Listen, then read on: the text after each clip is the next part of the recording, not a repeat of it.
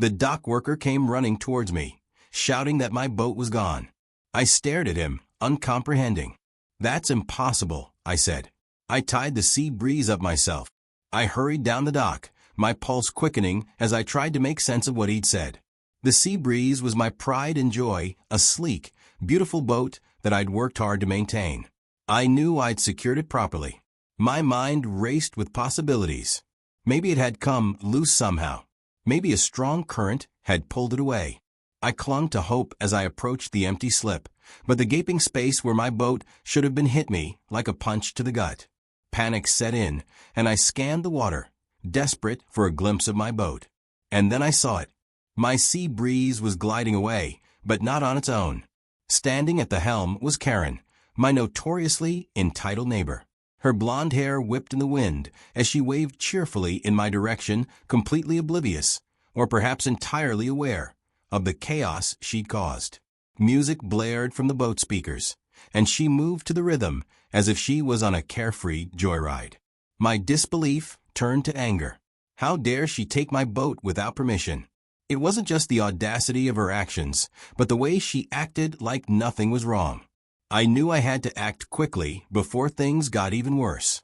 Without wasting a second, I grabbed the nearest motorboat. I didn't bother asking for permission. This was an emergency. As I sped away from the dock, the engine roared beneath me, the wind whipping against my face. My eyes remained locked on the sea breeze, now a shrinking silhouette on the horizon. My mind raced. Why would Karen take my boat? She wasn't exactly known for respecting boundaries, but this was a new level of recklessness. Was this a prank? An act of spite? Or did she really think she could just borrow it without asking? I pushed the throttle harder, closing the gap.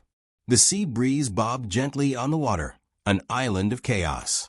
Karen was still dancing, seemingly unaware or unconcerned that I was in pursuit. As I got closer, I could hear the music blasting. It was some kind of pop song, upbeat and completely out of place against the backdrop of my rising fury. "Karen," I shouted over the noise.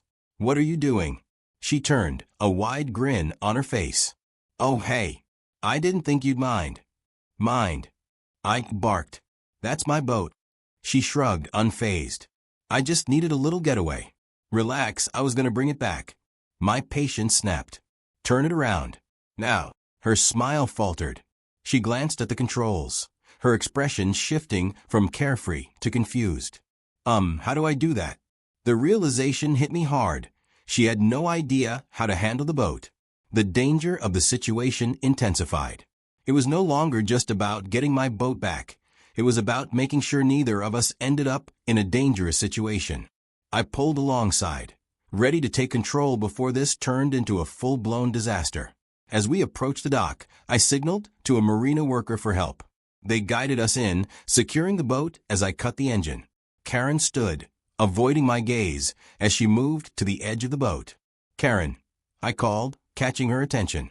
"Next time, talk to me first." She nodded, the slightest hint of a smile breaking through. "Yeah, I will." I helped her off the boat, my frustration beginning to ebb away. As she walked down the dock, I couldn't help but hope that this would be a turning point for both of us. After we docked, I spent the next hour checking over the sea breeze. I needed to make sure Karen's spontaneous trip hadn't caused any damage. The engine seemed fine, and aside from a few scuffs on the hull, the boat was in good shape. Still, my nerves hadn't quite settled. Karen sat on a nearby bench, her knees drawn up to her chest. She hadn't said much since we got back. I could see the tension in her shoulders, the way her fingers twisted in the fabric of her hoodie. I knew I needed to say something, but I wasn't sure where to start. Finally, I wiped my hands on a rag and walked over to her. "You ready to talk about it?" I asked, keeping my voice as gentle as I could. She didn't look up right away. "I didn't think you'd understand," she said softly. "Every time I try to explain how I'm feeling, it just comes out wrong." Her words stung, but I forced myself to listen. "You're right," I said. "I don't always get it, but I want to. I just need you to let me in." Karen's shoulders relaxed a little. "I've been so stressed out. School, friends, everything just feels too much." I thought if I could just get away, even for a little while, maybe I'd feel normal again. I sat down beside her, keeping a bit of space between us. Running away isn't the answer. You scared me half to death. But I get needing space. I really do. She turned to me, her eyes finally meeting mine. I'm sorry. I didn't mean to make you worry. I needed to breathe. I nodded. Next time, let's find a better way. We can go out on the boat together, take a walk, whatever you need. Just don't shut me out. A faint smile touched her lips. Okay. We sat in silence for a while, the marina bustling around us, but feeling strangely quiet. I thought about all the times I'd been so focused on keeping things together that I hadn't noticed Karen slipping away. It was a wake-up call, not just for her, but for me, too. As the sun began to set, casting a warm glow over the water, I reached out and gave her shoulder a gentle squeeze. Come on, let's head home. Karen stood, brushing off her jeans. Can we get ice cream on the way? Her request was so normal, so perfectly ordinary, that I couldn't help but laugh. Sure. I think we've both earned it. We walked back to the car together, and while I knew things wouldn't change overnight, it felt like we'd taken the first step in the right direction. The next few days were a delicate dance of rebuilding trust and finding new ways to communicate. I realized quickly that the usual questions, how was school, or did you finish your homework, weren't enough. Karen needed more from me, and I needed to be more present, not just physically but emotionally. I started by carving out small moments for us to connect. After dinner, we'd sit on the porch with mugs of hot chocolate, watching the sky change colors as the sun set. I'd ask open-ended questions like, what's something that made you smile today, or what's been on your mind lately? At first, her answers were short, but gradually, she began to open up. One evening, as the first stars began to the sky, Karen admitted, I've been feeling really lost. Like I don't fit anywhere. Her words hung in the air, heavy and raw. I took a breath, choosing my words carefully. When I was your age, I felt that way too. It's hard. You're trying to figure out who you are and where you belong. But you don't have to do it alone. She looked at me, a mix of surprise and relief in her expression. You felt like this too? All the time, I said.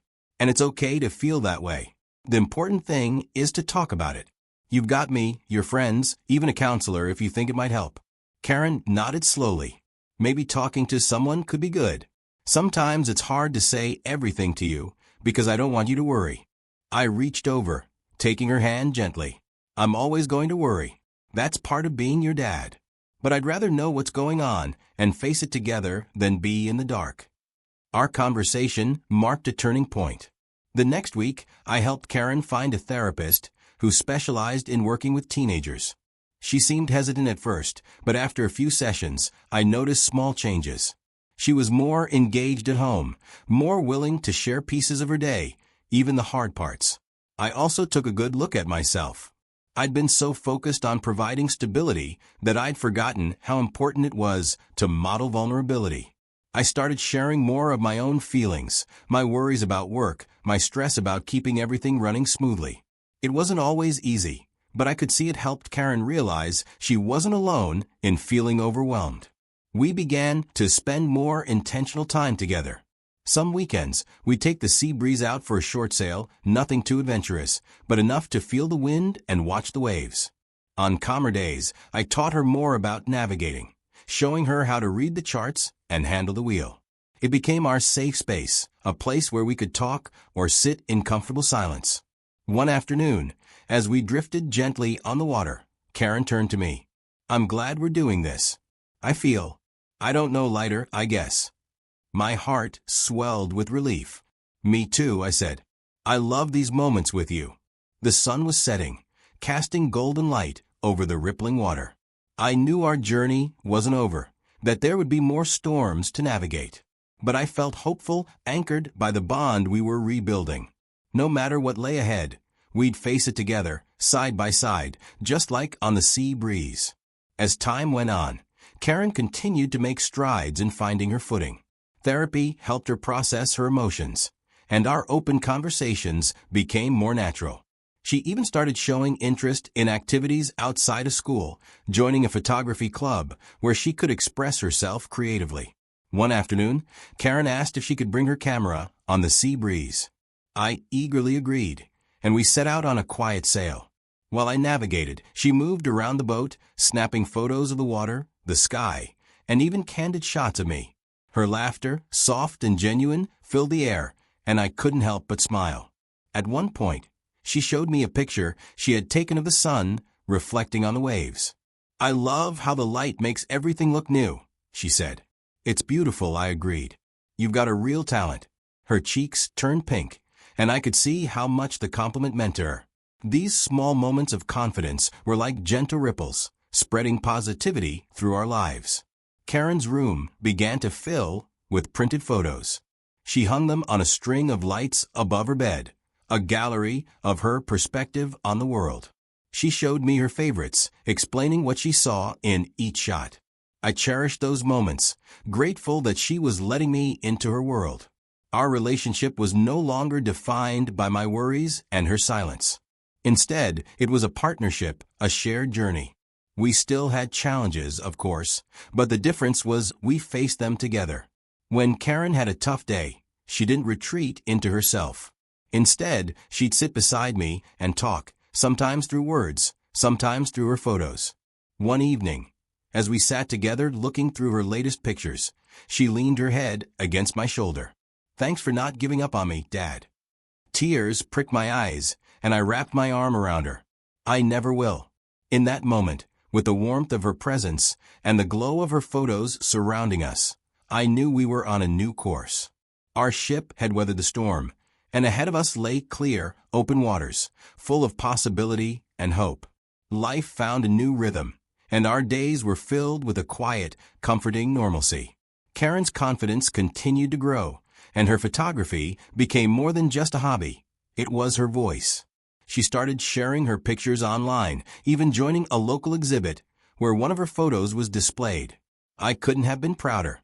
We still spent time on the sea breeze, but our sails were now more about enjoying each other's company than finding the right words.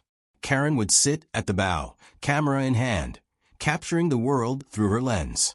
She once told me that the boat felt like freedom, a place where the weight of her worries drifted away. Our bond was stronger than ever. We learned to navigate the highs and lows together, like sailors who had finally learned the rhythm of the sea. And as I watched Karen smile, truly smile, I knew that the storms of the past had given way to a brighter horizon. As time went on, our family settled into a new normal. Karen's confidence continued to bloom, and the light in her eyes shone brighter each day. She joined a photography club, and her photos began to gain attention not just locally, but online as well. Watching her share her art with the world was a joy I couldn't quite put into words. One evening, while we sat on the deck of the Sea Breeze, Karen showed me a photo she had taken, a stunning shot of the sun dipping below the horizon, its warm glow reflected on the calm waters. "I call it hope," she said. Her voice was steady, and I could hear a new strength in it. "That's perfect," I replied, my heart full. "Hope is exactly what I see." Karen smiled, and in that moment, I knew she had found a sense of peace. The boat, once a place of healing, had become a symbol of how far we had come. It was no longer just a refuge, but a reminder of the resilience and hope that had carried us through the storm. We started taking short trips along the coast, exploring new harbors, and sharing quiet moments surrounded by the endless blue. Each journey felt like a new chapter, a chance to create memories unshadowed by the past. The sea, which had once seemed daunting, was now a canvas for our future. Our conversations became deeper, filled with dreams and laughter. Karen spoke of wanting to travel, maybe even take her photography to new places. I encouraged her, knowing that every step forward was a victory. She began to believe in herself, and it was a beautiful transformation to witness. I also felt a change within myself. The weight of worry had lessened, replaced by a quiet faith that whatever lay ahead, we would face it together. I had learned that being a father wasn't just about protecting my daughter, but walking beside her, no matter where the path led.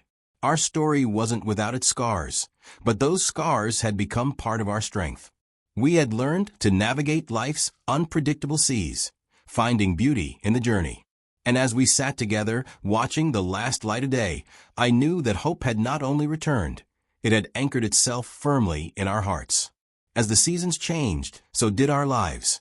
The Sea Breeze became more than just a home on the water.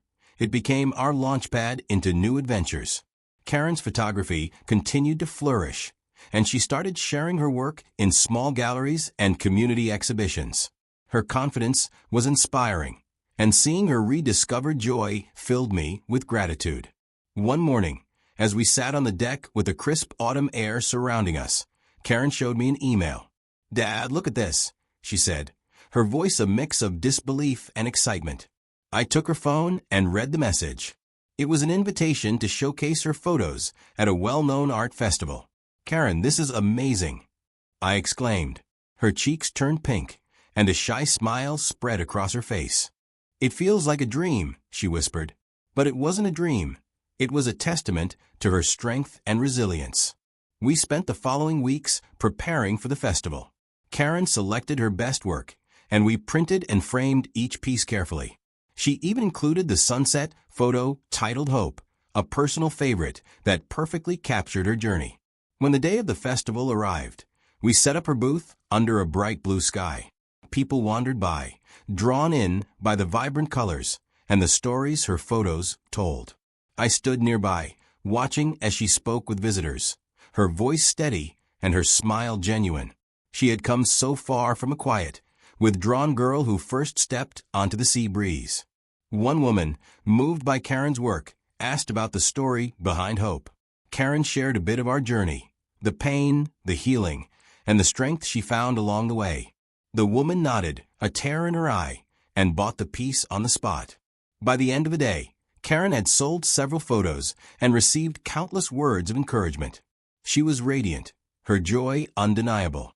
As we packed up, she turned to me, her eyes sparkling. "Thank you, Dad, for everything." I pulled her into a hug, feeling an overwhelming sense of pride. "You did this, Karen. You found your light." As we drove back to the marina, the sun set behind us, casting a warm glow on the road ahead. I knew then that our story was not only about surviving, but about finding the courage to truly live and to embrace every new horizon with hope. Thank you so much for joining us on this heartfelt journey. We hope Karen's story of healing, hope, and new beginnings has inspired you. Life can be full of challenges, but with love, resilience, and a bit of faith, brighter days are always ahead.